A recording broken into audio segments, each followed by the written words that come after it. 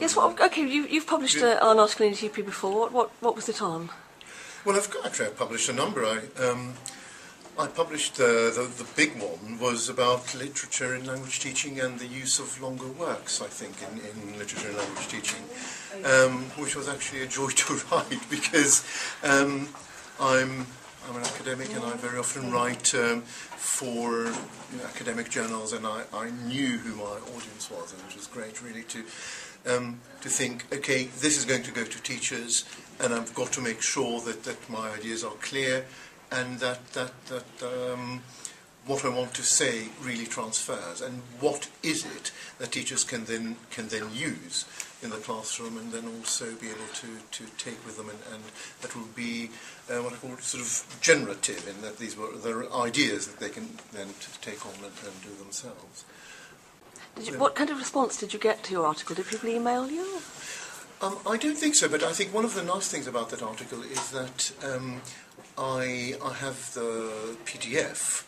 I may be breaking copyright law, and you might sue me immediately after you finish filming, but I've got a PDF of it, and I send it. I do a lot of workshops on using literature in language teaching, and very often one of the problems that teachers have is how to use long work, so how to use a novel, so how to use The Curious Incident of the Dog in the Night Time, how to use, I've used a book by Salman Rushdie called Haroun and the Sea of Stories, and teachers very often ask, so how can you use longer works? It's easy to use a poem, it's easy to use a short story because you use them for a lesson or two, easy to write activities for them. What do you do with something that you really need to do over a month or 2 months or 3 months and so on? So what I now have, I've got this PDF, and very often when I do a workshop, after I do the workshop, I send that PDF to the participants, because it's really a constellation of my thinking at a particular time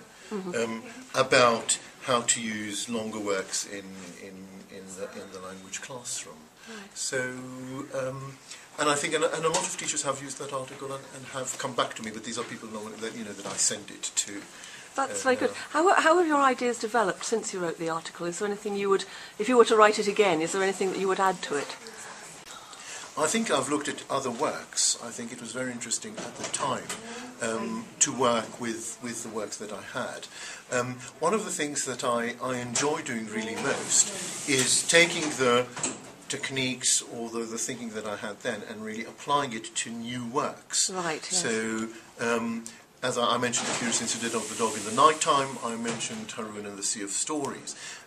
New pieces that I have looked at are, for example, Paul Auster's The Brooklyn Follies. There is a wonderful, really it's a young adult novel by Beverly Naidoo,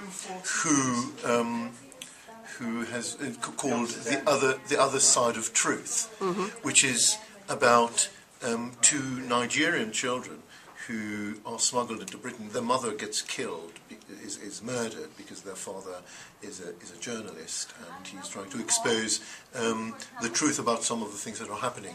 And their mother gets killed, and they're smuggled into Britain, and then they are really on the streets and have to sort of fend for themselves, and how they find help, how they get into the system, and so on and so forth. So how to use that in classrooms and so on. So it's really, the interesting thing for me is to look at much more recent novels and see how I can adapt my ideas to them.